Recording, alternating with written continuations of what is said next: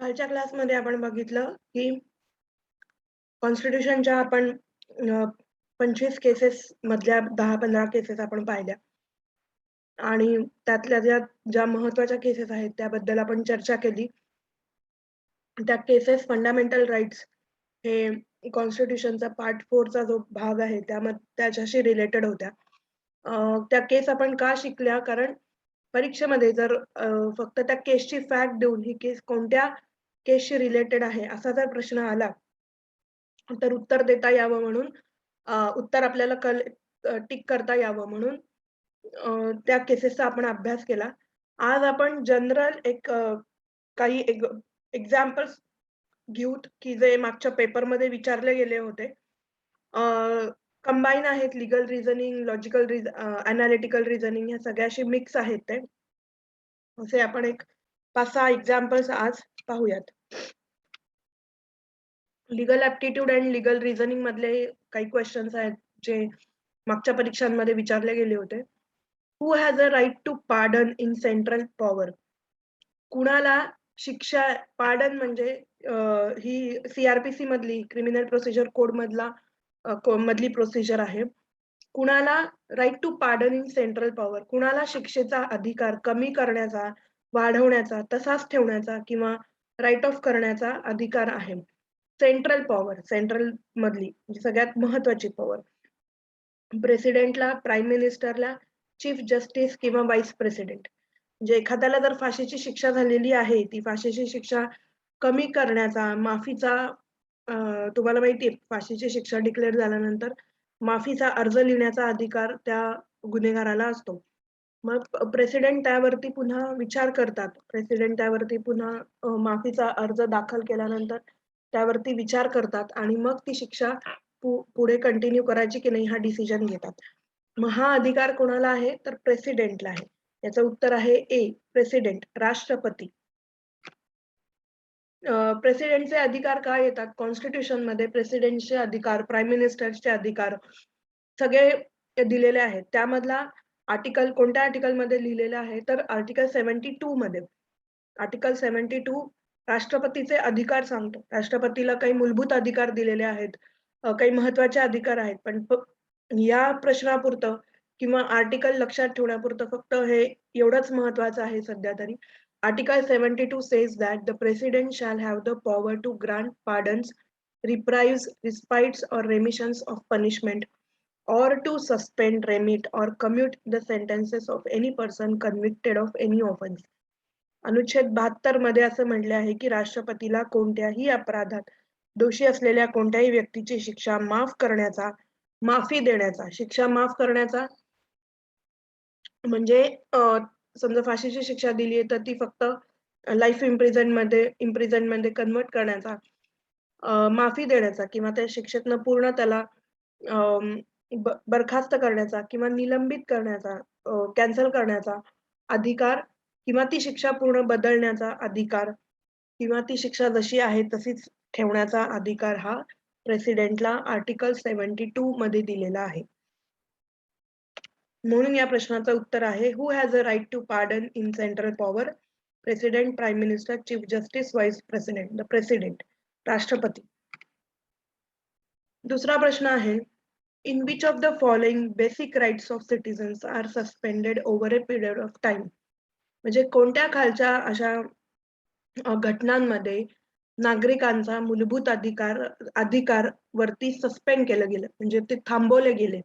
काही काळासाठी नागरिकांना त्यांचे मूलभूत हक्क आणि अधिकार वापरण्यापासून रोखलं गेलं, असा हा प्रश्न आहे.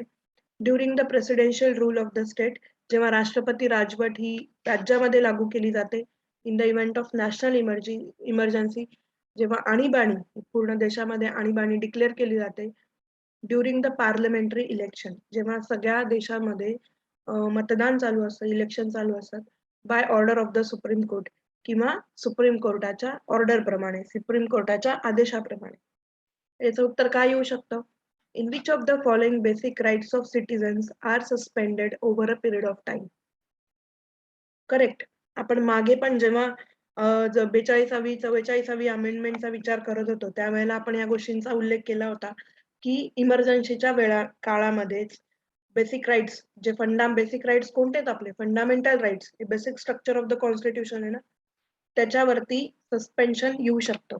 आन्सर आहे ऑप्शन बी किंवा option 2 in the event of national emergency. जेव्हा पूर्ण देशामध्ये आणीबाणी किंवा इमर्जन्सी डिक्लेअर केलेली असते.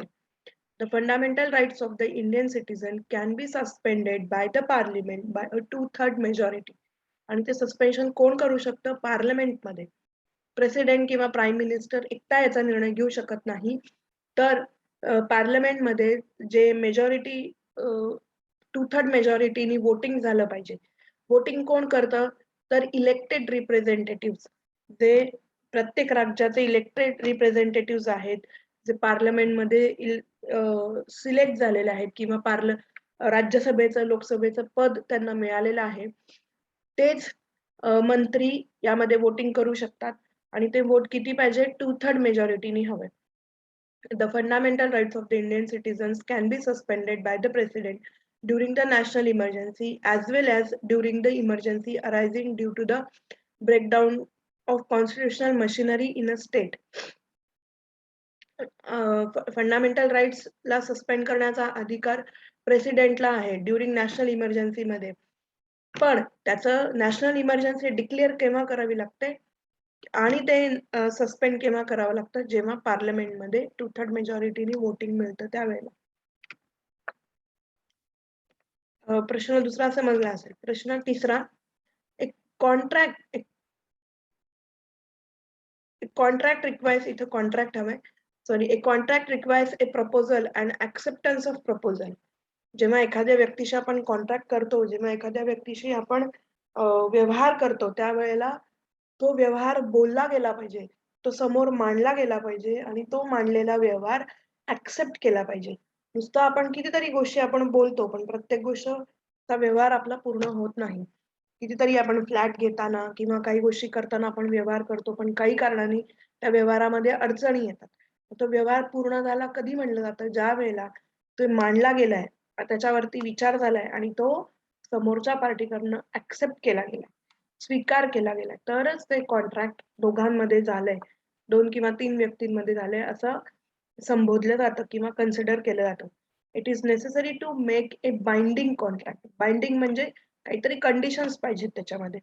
नुसतं प्रपोजल ठेवले की आपण घर बांधू आणि समोरच्यानी ऍक्सेप्ट केलं, हो आपण नक्की बांधू घर, पण काय, कधी, कसं बांधायचं, जागा कुठं घ्यायची, काय घ्यायची, पैसा किती दोघांनी लावायचा, ह्या बाइंडिंग कॉन्ट्रॅक्ट आहे. ह्याच्यामध्ये तुमच्या टर्म्स अँड कंडिशन्स या दोन्ही पार्टीला ऍग्री झाल्या पाहिजेत. Not only that, the pro proposal be accepted. Pro proposal म्हणजे बंगला बांधायचं ठरवलंय दोघांमध्ये, दोघा बिल्डरमध्ये कॉन्ट्रॅक्ट झालेले की आपण बिल्डिंग बांधू, पण ती बिल्डिंगची जागा कुणाची आहे? समजा दोघा बिल्डरपैकी एका बिल्डरची जागा आहे आणि तो म्हणला ही माझी जागा आहे, मी तुम्हाला आपल्या दोघांमध्ये याचं पार्टनरशिप करतोय. तर जो बांधकामाचा खर्च समजा 50-50 लाख दोघांना येणार आहे, तर माझ्या जागेची व्हॅल्यू मी 20 लाख कन्सिडर करतो. म्हणजे मी फक्त 30 लाख रुपयेच टाकणार. हे प्रो प्रपोजल आहे. हे समोरच्या पार्टीनी ऍक्सेप्ट केलं पाहिजे. But also the acceptance is notified to the proposal. आणि नुसतं तो हे सगळं म्हणलाय आणि जर दुसऱ्या बिल्डरनी त्याला काहीच ऍक्सेप्टन्स दिला नाही किंवा त्याची तयारी दाखवली नाही, तर ते कॉन्ट्रॅक्ट पूर्ण झालंय असं म्हणू शकत नाही आपण. यामध्ये फॅक्ट काय आहेत? A sent a letter to B stating that he was willing to sell to B. Any B ला लेटर पाठवलं की तो त्याच्याशी व्यवहार करू इच्छितो, तर त्याला वस्तू विकू इच्छितो. काय वस्तू? 10 bags of rice. 10 तांदळाच्या बॅग किंवा पोती तो B ला सेल करू इच्छित आहे. At ₹20 each. 20 रुपयाला एक अशा 10 बॅगा तो B ला सेल करू इच्छित आहे आणि त्यासाठी त्याने त्याला एक लेटर पाठवलं. B made a telephone call to A to inform him that he had accepted the offer. A नी त्याला प्रपोजल नोट पाठवली असेल, पर्चेस ऑर्डर पाठवली असेल. B नी काय केलं? त्याला कॉल केला, फोन केला आणि तुझी ऑर्डर, तुझी प्राइस मला ऍक्सेप्टेड आहे आणि मी तुझी ऑफर ऍक्सेप्ट करतो, असं हे सांगण्यासाठी त्याने त्याला फोन केला. Just as he was stating his acceptance, A very noisy aircraft flew over B's house. बघा कंडिशन कशी चेंज झाली. जेव्हा तो फोनवरती सांगतोय की मी तुझी ऑर्डर ऍक्सेप्ट करतो, हे सांगताना त्याच्या घरावरनं किंवा त्याच्या ऑफिसवरनं एक मोठं एअरक्राफ्ट गेलं, मोठं प्लेन गेलं आणि त्याच्यामुळे खूप मोठा आवाज झाला. A was not able to hear the acceptance. आणि बी नी एला फोन लावलेला, पण हे मी तुझी ऑर्डर ऍक्सेप्ट करतोय हे एला ऐकूच गेलं नाही. त्याच्यामुळे त्यांचं म्हणणं असं आहे की तो कॉन्ट्रॅक्ट कम्प्लीटच झाला नाही. कारण बी नी ऍक्सेप्टन्स दिलाय हे एला लक्षातच आले नाही. But also the acceptance is notified to the proposal. Notify झालं नाही. There is no contract since the acceptance has not been notified to A. याच्यामध्ये त्यांचं ऑप्शन्स काय दिले त्यांनी की याच्यामध्ये कुठलाही कॉन्ट्रॅक्ट होऊ शकत नाही कारण ए नी काही acceptance since the acceptance has not been notified to A. A ला त्याचा ऍक्सेप्टन्स आहे, बी कडनं ऍक्सेप्टन्स आहे हे समजलंच नाही. There is no contract since the B reply also has to be in writing. दुसरा पर्याय काय दिला त्यांनी की ए नी लेटर पाठवलं, मग बी नी त्याला फोन करण्यापेक्षा त्याने सुद्धा रिटर्न नोट पाठवायची, लेटर पाठवायचं की मला तुझी ऑर्डर ऍक्सेप्टेड आहे. ए ने रिटर्न कॉन्ट्रॅक्ट करण्याचं ठरवलं, मग बी नी ते कॉन्ट्रॅक्ट कंप्लीट करण्यासाठी रिटर्न नोटच पाठवायला हवी होती. This is a valid contract since B conveyed his acceptance to A. It does not matter if A heard it or not. हे व्हॅलिड कॉन्ट्रॅक्ट आहे कारण जरी कॉन्ट्रॅक्ट मध्ये काय आहे, तुम्ही verbal, non verbal, writing, not in form of writing या प्रकारचे कॉन्ट्रॅक्ट आहेत टाइप्स ऑफ कॉन्ट्रॅक्ट मध्ये. म्हणून हा एक व्हॅलिड कॉन्ट्रॅक्ट आहे, ऍक्सेप्टेबल कॉन्ट्रॅक्ट आहे कारण बी नी त्याला फोन करून सांगण्याचा प्रयत्न केला. आता ए हा कोणत्या सर्कमस्टान्सेस मध्ये होता याच्याशी बी चा काही संबंध येत नाही किंवा बी च्या कॉन्ट्रॅक्ट ऍक्सेप्टन्स वरती काही इफेक्ट होत नाही कारण बी नी त्याला सांगण्याचा प्रयत्न केला पण ए च्या काही गोष्टींमुळे त्याला तो ऐकू आला नाही. आणि नन ऑफ द अबव यापैकी कुठलीच फॅक्ट नाही. तर काय वाटतं आन्सर? बरोबर, answer C. This is a valid contract since B conveyed his acceptance to A. B नी फोन करून सांगितलं नाहीच असं नाही, बी नी फोन करून कुठल्या ना कुठल्या वेळी त्याला ऑर्डरची ऍक्सेप्टन्स दिलेली आहे. It does not matter if A heard it or not. म्हणजे आता ए नी ऐकली नाही म्हणून त्याच्या पुढच्या गोष्टी होतं की कॉन्ट्रॅक्ट पूर्ण झाला की नाही, ऑर्डर पूर्ण झाली की नाही, या पुढच्या गोष्टी येतात. पण इनिशियल स्टेज वरती बी नी कॉन्ट्रॅक्ट ऍक्सेप्ट केलं म्हणून ऑप्शन सी करेक्ट आहे.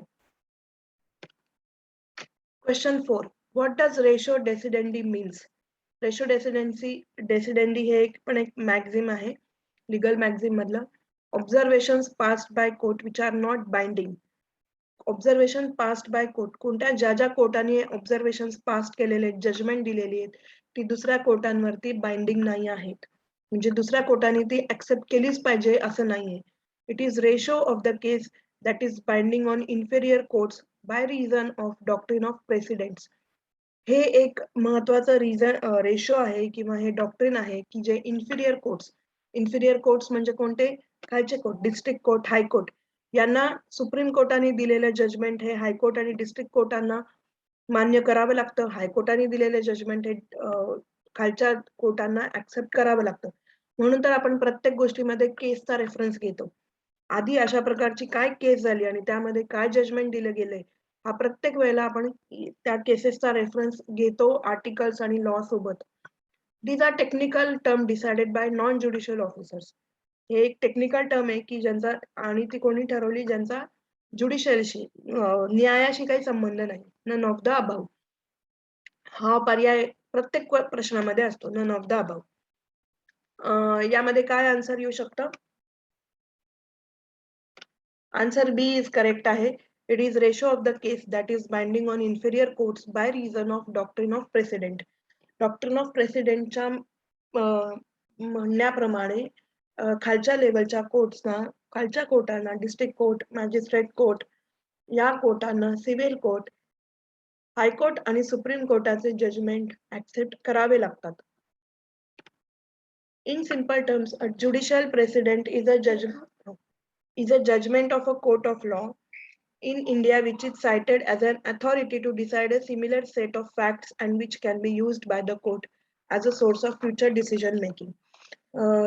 डॉक्ट्रिन ऑफ प्रेसिडेंट काय सांगतं की a judgement of a court of law हे एक जजमेंट कोर्टाचं जजमेंट आहे जे in India which is cited as an authority to decide a similar set of fact हे आणि हे त्या जजनी अथॉरिटिव्हली त्यांच्या अंडर देअर पॉवर त्यांनी हे डिसाइड केलेलं असतं आणि which can be used by the courts as a source of future decision making आणि हे इन्फिरियर कोर्ट्स भविष्यामध्ये निर्णय देण्यासाठी या जजमेंट्सचा विचार करू शकतात. हे डॉक्ट्रिन ऑफ प्रेसिडेंट्स सांगतं. त्याला रेशो डेसिडेन्सी म्हणतात. यामध्ये 2 मॅगझिम आपले कव्हर झाले. डॉक्ट्रिन ऑफ प्रेसिडेंट्स काय सांगतं आणि व्हॉट इज रेशो डेसिडेंडी. पुढचा प्रश्न 5. When a person is declared persona non grata, what does it mean? हे पण एक लीगल मॅगझिन आहे. Persona non grata, what does it mean? It means that a diplomatic agent is unacceptable to the receiving state and the sending state should recall such an agent. It means a person is not a good reputation. It means a person is not of a good character. None of these. यामध्ये answer आधीच खाली आलेला आहे. Answer A. When a person is declared persona non grata, what does it mean? It means that a diplomatic agent is unacceptable to the receiving state and the sending state should recall such an agent. Diplomatic agent म्हणजे त्या राष्ट्राचा प्रतिनिधी, a foreigner, जो एका दुसऱ्या राष्ट्रामध्ये जाण्याची त्याला मान्यता नाही. Unacceptable to the receiving state, तो ज्या राज्यामध्ये किंवा ज्या देशामध्ये जाणार आहे तिथं त्याचा तो ऍक्सेप्टेबल नाहीये, त्याची एंट्री ऍक्सेप्टेबल नाहीये. And the sending state should recall such an agent. आणि जो पाठवणारा व्यक्ती आहे तो त्याची त्याचं क्रेडिट, त्याची क्रेडेन्शिएबिलिटी त्यांनी चेक केले पाहिजे. का रिसिव्हिंग स्टेट त्याला ऍक्सेप्ट करत नाही हे पाठवणाऱ्या राज्यांनी, देशांनी चेक केलं पाहिजे. It means a person is not of a good reputation. याचा अर्थ काय होतो? पर्सोना नॉन ग्रॅटा म्हणजे काय की त्या व्यक्तीचं रेप्युटेशन, त्याची ओळख चांगली नाहीये. It means a person is not a good character. ते व्यक्तीचं चारित्र्य चांगलं नाहीये. None of these. आन्सर काय आहे? फर्स्ट आन्सर ए हे करेक्ट आन्सर आहे. It means that a diplomatic agent is unacceptable to the receiving state and the sending state should recall such an agent. Persona non grata हे काय Latin शब्द आहे, plural येते. Literally means an unwelcome person.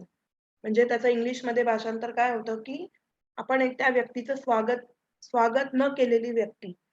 It is a legal term use in diplomacy that indicates a proscription, प्रतिबंध. प्रोस्क्रिप्शनचा अर्थ काय? प्रतिबंध. Against a foreign person entering और रिमेनिंग इन द कंट्री.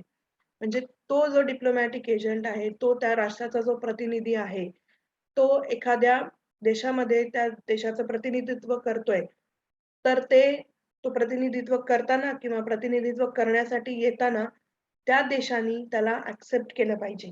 त्याच्यासाठी त्याची कामगिरी चांगली पाहिजे, त्याच्याबद्दलचे व्ह्यूज चांगले पाहिजेत, त्याची नॉन क्रिमिनल बॅकग्राऊंड असली पाहिजे. हे सगळ्या गोष्टी तो देश त्या देशामध्ये त्या व्यक्तीला प्रतिनिधित्व करण्यासाठी जेव्हा पाठवलं जाईल त्यावेळेला तो देश हे सगळ्या गोष्टी चेक करेल आणि मगच त्यांचा अप्रुव्हल देईल की ओके, तुम्ही हा व्यक्ती आमच्या देशात तुमच्या देशाचं प्रतिनिधित्व करण्यासाठी पाठवू शकता. म्हणून इथं ऑप्शन ए हे करेक्ट ऑप्शन आहे.